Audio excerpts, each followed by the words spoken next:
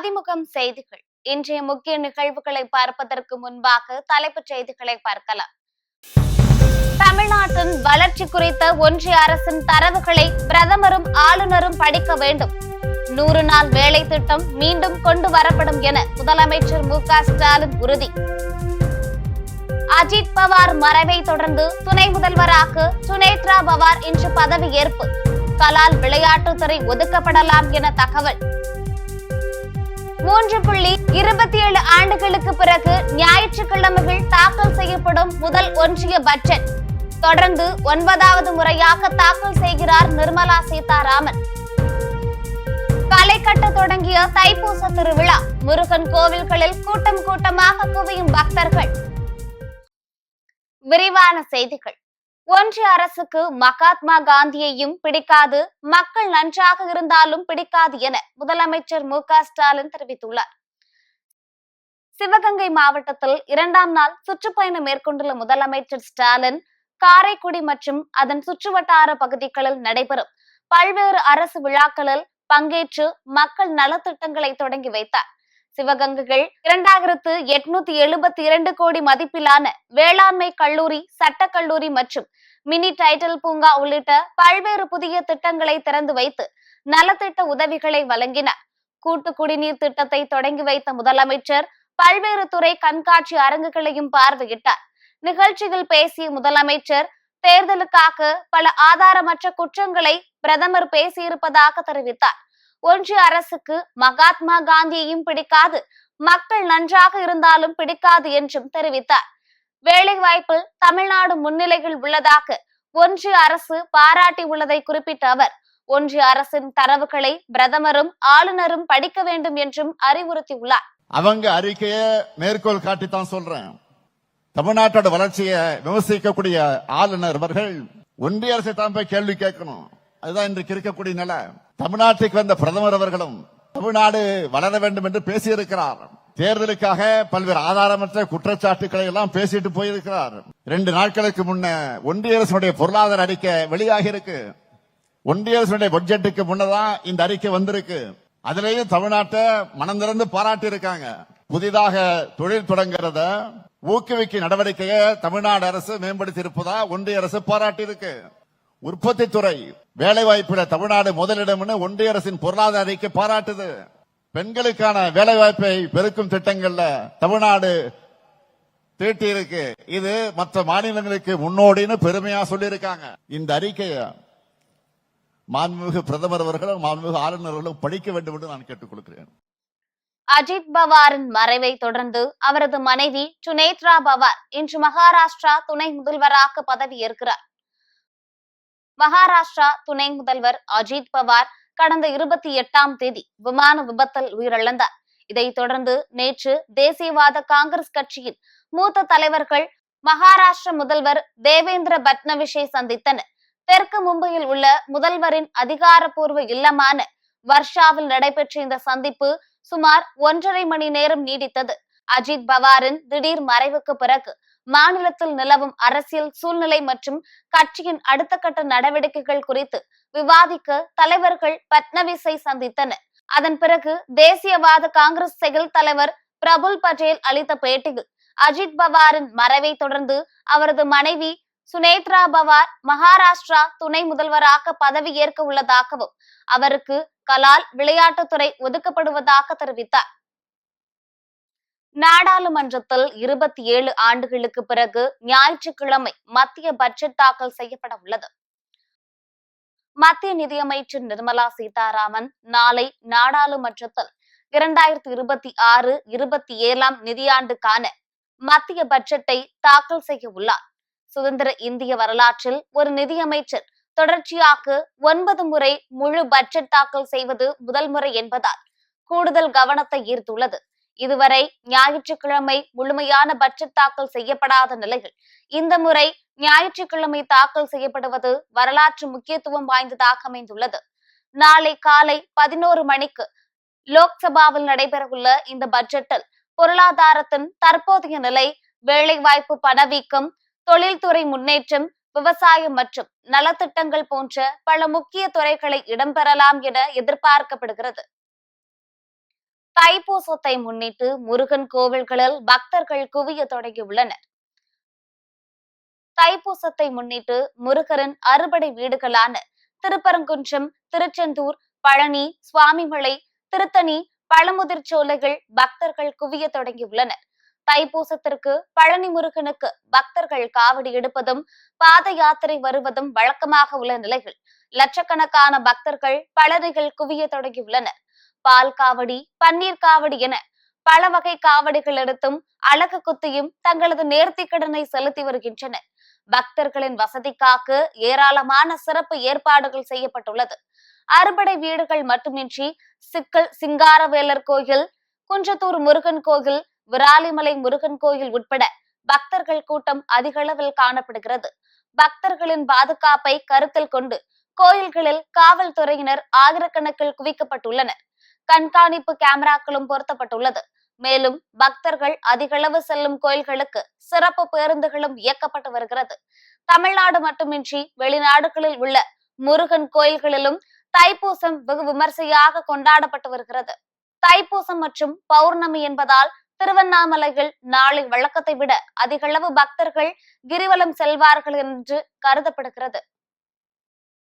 மாம்பழம் சின்னம் தொடர்பாக பாமக நிறுவனர் ராமதாஸ் தொடர்ந்த வழக்கு பிப்ரவரி 2 விசாரணைக்கு வருகிறது. பாமகவின் பெயர், கட்சிக்கொடி, மாம்பழம் சின்னத்தை அன்புமணி அல்லது வேறு யாரும் பயன்படுத்த தடை விதிக்க கோரி கட்சியின் நிறுவனர் ராமதாஸ் தரப்பு சென்னை உயர்நீதிமன்றத்தில் தாக்கல் செய்த மனுவில் அன்புமணி தலைமையிலான பாமகவை அங்கீகரித்த தேர்தல் ஆணையம் தலைவர் பதவியை நீட்டித்து மாம்பழம் சின்னத்தையும் வழங்கியது. இது தொடர்பாக கடந்த ஆண்டு செப்டம்பர் 9 மற்றும் நவம்பர் 27 ஆகிய தேதிகளில் தேர்தல் ஆணையம் 2 கடிதங்களை அன்புமணி தரப்புக்கு அனுப்பியுள்ளது. இதையடுத்து சின்னம் தொடர்பாக தேர்தல் ஆணையம் தமது தரப்புக்கே கடிதம் அனுப்பியிருக்க வேண்டும் என்று சுட்டிக்காட்டிய ராமதாஸ் தரப்பு அன்புமணிக்கு தேர்தல் ஆணையம் அனுப்பிய கடிதத்தை ரத்து செய்ய கோரி சென்னை உயர்நீதிமன்றத்தில் மனு தாக்கல் செய்துள்ளது. அந்த மனுவில் கட்சியின் தலைவராக நீடிப்பதாக போலி ஆவணங்களை அன்புமணி தரப்பு தாக்கல் செய்துள்ளதாகவும், தலைவர் என்ற முறையில் தனது முகவரிக்கு கடிதம் அனுப்ப தேர்தல் ஆணையத்துக்கு உத்தரவிடுமாறும் குறிப்பிடப்பட்டுள்ளது. இந்த மனு தலைமை நீதிபதி அமர்வு முன்னிலையில் திங்கட்கிழமை விசாரணைக்கு வருகிறது. வாக்காளர் பட்டியலில் பெயர் சேர்க்க 47 லட்சம் வாக்காளர்கள் இதுவரை விண்ணப்பம் செய்யவில்லை என தகவல் வெளியாகியுள்ளது. தமிழகத்தில் கடந்த ஆண்டு நவம்பர் மாதம் 4 வாக்காளர் பட்டியல் சிறப்பு தீவிர திருத்த பணி என்கின்ற SIR பணியினை தேர்தல் ஆணையம் தொடங்கியது. இதற்காக வாக்குச்சாவடி அலுவலர்கள் வீடு வீடாக சென்று வாக்காளர் கணக்கெடுப்பு படிவங்களை கொடுத்து அதனை பூர்த்தி செய்து பெற்றனர். சுமார் 40 நாட்கள் நடந்த இந்த பணி டிசம்பர் மாதம் 14 நிறைவடைந்தது. அதன் தொடர்ச்சியாக 18 வரைவு வாக்காளர் பட்டியல் வெளியிடப்பட்டது. இந்நிலையில் SIR பணி தொடங்குவதற்கு முன்பு தமிழகத்தில் 6,41,14,587 வாக்காளர்கள் இருந்தனர். ஆனால் சிறப்பு தீவிர திருத்த பணிக்கு பின்பு வெளியிட்ட வரைவு வாக்காளர் பட்டியலில் 5,43,76,757 வாக்காளர்கள் மட்டுமே இடம்பெற்று இருந்தனர். அதாவது சுமார் 97,37,831 பேர் வாக்காளர் பட்டியலில் இருந்து நீக்கப்பட்டதாக தகவல் வெளியாகியுள்ளது. சென்னையில் இன்று ஆபரண தங்கத்தின் விலை சவரனுக்கு அதிரடியாக 7,600 ரூபாய் குறைந்துள்ளது. தொடர்ச்சியாக வரலாறு காணாத உச்சத்தை தொட்டு வந்த தங்கம் விலை இன்று ஒரே நாளில் அதிரடியாக குறைந்து நகை பிரியர்களிடையே மகிழ்ச்சியை அளித்துள்ளது. அதன்படி இன்று 22 கேரட் ஆபரண தங்கத்தின் விலை கிராமுக்கு 950 ரூபாய் குறைந்து 14,900 ரூபாய்க்கும், சவரனுக்கு 7,600 ரூபாய் குறைந்து 1,19,200 ரூபாய்க்கும் விற்பனை செய்யப்படுகிறது. அதேபோல் வெள்ளி விலையும் அதிரடியாக கிராமுக்கு 55 ரூபாய் குறைந்து 1 கிராம் வெள்ளி 350 ரூபாய்க்கும், கிலோவிற்கு 55,000 ரூபாய் குறைந்து 3,50,000 ரூபாய்க்கும் விற்பனையாகிறது. மயிலாடுதுறையை அடுத்த மல்லியத்தில் புதிய பள்ளிவாசல் திறப்பு விழாவில் பல்வேறு அரசியல் கட்சியை சேர்ந்தவர்கள் பங்கேற்றனர். மயிலாடுதுறையை அடுத்த மல்லியத்தில் ஜாமியா மஸ்ஜித் புதிய பள்ளிவாசல் கட்டப்பட்டு அதன் திறப்பு விழா நடைபெற்றது. ஜாமியா மஸ்ஜித் முத்தவள்ளி முகமது அலி தலைமையில் நடைபெற்ற இந்நிகழ்ச்சிகள் மாவட்ட காவல் கண்காணிப்பாளர் ஸ்டாலின், தமிழ்நாடு மாநில ஜமாத் உலாமா சபை தலைவர் காஜா மொய்னுத்தீன், தர்மபுரம் ஆதீன கட்டளை ஸ்ரீமத் மாணிக்கவாசக தம்பிரான் சுவாமிகள், திமுக மாவட்ட செயலாளர் நிவேதா முருகன், எம்எல்ஏ ராஜகுமார், அதிமுக மாவட்ட செயலாளர் பவுன்ராஜ் உள்ளிட்டோர் சிறப்பு அழைப்பாளராக பங்கேற்று சிறப்புரையாற்றினர். புதுக்கோட்டை மாவட்டம் கரம்பக்குடியில் காசாம்பு நீலமேனி கருப்பர் கோவில் கும்பாபிஷேக விழாவை முன்னிட்டு புனித நீர் மற்றும் பூத்தட்டு எடுப்பு விழா நடைபெற்றது. கரம்பக்குடியில் பிரசித்தி பெற்ற காசாம்பு நீலமேனி கருப்பர் கோவிலின் கும்பாபிஷேக விழா கடந்த 12 வருடங்களுக்கு பிறகு வரும் ஞாயிற்றுக்கிழமை நடைபெற உள்ளது. அதனை முன்னிட்டு கரம்பக்குடி ஸ்ரீ மங்கள விநாயகர் கோவிலில் பெண்கள் பூத்தட்டு எடுத்தும், சிவாச்சாரியர்கள் புனித நீர் நிரம்பிய குடத்தை குதிரையில் வைத்து செண்டை மேளம் முழங்க ஊர்வலமாக எடுத்து சென்றனர். இதில் கரம்பக்குடி மற்றும் சுற்றுவட்டார பகுதிகளில் உள்ள திரளான பக்தர்கள் பங்கேற்று சுவாமி தரிசனம் செய்தனர்.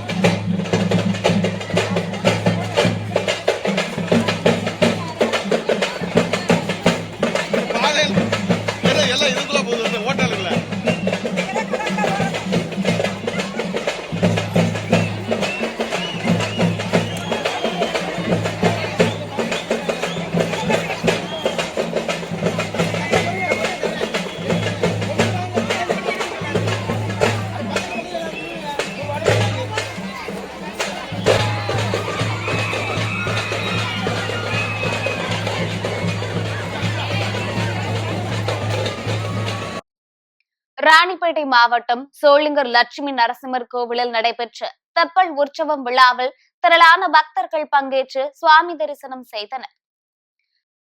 திவ்ய தேசங்களில் ஒன்றான ராணிப்பேட்டை மாவட்டம் சோளிங்கர் லட்சுமி நரசிம்மர் திருக்கோவிலில் 2ஆம் நாள் தை மாத தெப்பல் உற்சவம் விமர்சையாக நடைபெற்றது. இதனை முன்னிட்டு பக்தோசித்த பெருமாள் ஸ்ரீதேவி பூதேவி சுவாமிக்கு சிறப்பு அபிஷேகம் மற்றும் அலங்காரம் செய்யப்பட்டு மகாதீப ஆராதனை நடைபெற்று தொடர்ந்து மங்கள வாத்தியங்கள் முழங்க ஊர்கோவிலில் இருந்து முக்கிய வீதிகள் வழியாக பிரம்ம தீர்த்தம் என்னும் தக்கன் குளத்தில் அலங்காரம் செய்யப்பட்ட தெப்பத்தில் எழுந்தருளி பக்தர்களுக்கு காட்சியளித்தார்.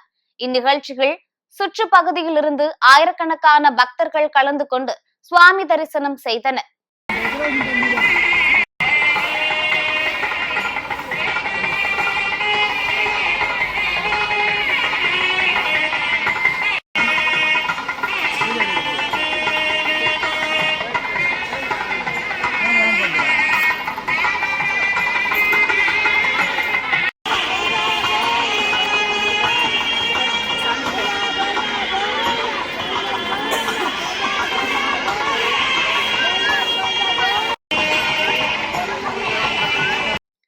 திருப்பத்தூர் மாவட்டம் ஆம்பூர் அருகே மது போதையில் நண்பரை அடித்து கொலை செய்த சம்பவம் அப்பகுதியில் பெரும் அதிர்ச்சியை ஏற்படுத்தியுள்ளது. ஆம்பூர் அடுத்த மாதனூர் அருகே உள்ள அரசு மதுபான கடையில் சாமிநாதபுரம் பகுதியை சேர்ந்த நண்பர்கள் அப்புனு மற்றும் கோகுல் மது அருந்து கொண்டிருந்ததாக கூறப்படுகிறது. இந்நிலையில் அளவுக்கு மீறி மது அருந்தியதால் இருவருக்கும் இடையே ஏற்பட்ட மோதலில் கோகுல் அங்கிருந்த இரும்பு கம்பியால் அப்புனு தலைகள் பலமாக தாக்கி உள்ளார். இதில் படுகாயமடைந்த அப்புனு சம்பவ இடத்திலேயே உயிரிழந்தார். இது குறித்து தகவல் அறிந்த ஆம்பூர் போலீசார் சம்பவ இடத்திற்கு சென்று இறந்தவரின் உடலை மீட்டு பிரேத பரிசோதனைக்காக வேலூர் அரசு மருத்துவக் கல்லூரிக்கு அனுப்பி வைத்தனர். மேலும் போலீசார் வழக்கு பதிவு செய்து கோகுலை கைது செய்து விசாரணை மேற்கொண்டதில் அவர் மீது ஏற்கனவே கஞ்சா மற்றும் கள்ளத்துப்பாக்கி வழக்கு நிலுவையில் உள்ளது தெரிய வந்துள்ளது. இச்சம்பவம் அப்பகுதியில் பெரும் பரபரப்பை ஏற்படுத்தியுள்ள நிலையில் மதுவால் ஏற்படும் இது போன்ற குற்றங்களை தடுக்க அரசு உரிய நடவடிக்கை எடுக்க வேண்டும் என பொதுமக்கள் கோரிக்கை விடுத்துள்ளனர். சேலம் மாவட்டம் எடப்பாடி அருகே நலம் காக்கும் ஸ்டாலின் மருத்துவ முகாம் நடைபெற்றது. எடப்பாடி அருகே கொங்கனாபுரம் ஒன்றிய சமுத்திரம் ஊராட்சியில் நலம் காக்கும் ஸ்டாலின் மருத்துவ முகாம் நடைபெற்றது.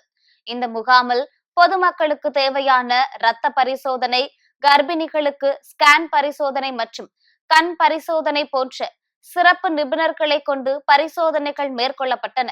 முகாமிற்கு வரும் பொதுமக்களுக்கு முதலமைச்சர் காப்பீட்டு திட்ட அட்டை மற்றும் மாற்றுத்திறனாளிகள் தொழிலாளர்களுக்கு இலவச அடையாள அட்டை வழங்கப்பட்டது.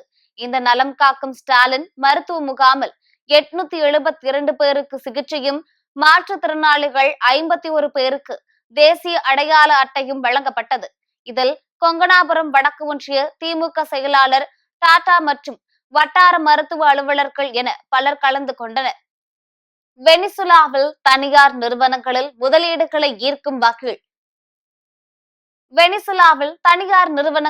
முதலீடுகளை ஈர்க்கும் வகையில் கொண்டுவரப்பட்ட புதிய சட்ட திருத்தத்தில் அந்நாட்டின் இடைக்கால அதிபர் செல்சி ரோட்ரிகஸ் கையொப்பமிட்டார். கடந்த 20 ஆண்டுகளுக்கும் மேலாக பின்பற்றப்பட்டு வந்த கடுமையான சோசியலிச கொள்கைகளை கைவிட்டு நாட்டின் பொருளாதாரத்தை மீட்டெடுக்கும் நோக்கில் இந்த அதிரடி நடவடிக்கை எடுக்கப்பட்டுள்ளதாக தெரிவிக்கப்பட்டுள்ளது. முன்னதாக போதைப் பொருள் கடத்தலுக்கு உடந்தையாக இருந்த குற்றச்சாட்டில் அதிபர் நிக்கோலஸ் மடூரோ அமெரிக்காவில் சிறைப்பிடிக்கப்பட்டார். அப்போது ஏற்பட்ட அரசியல் மாற்றங்களுக்கு மத்தியில் நாடாளுமன்றம் இந்த சட்ட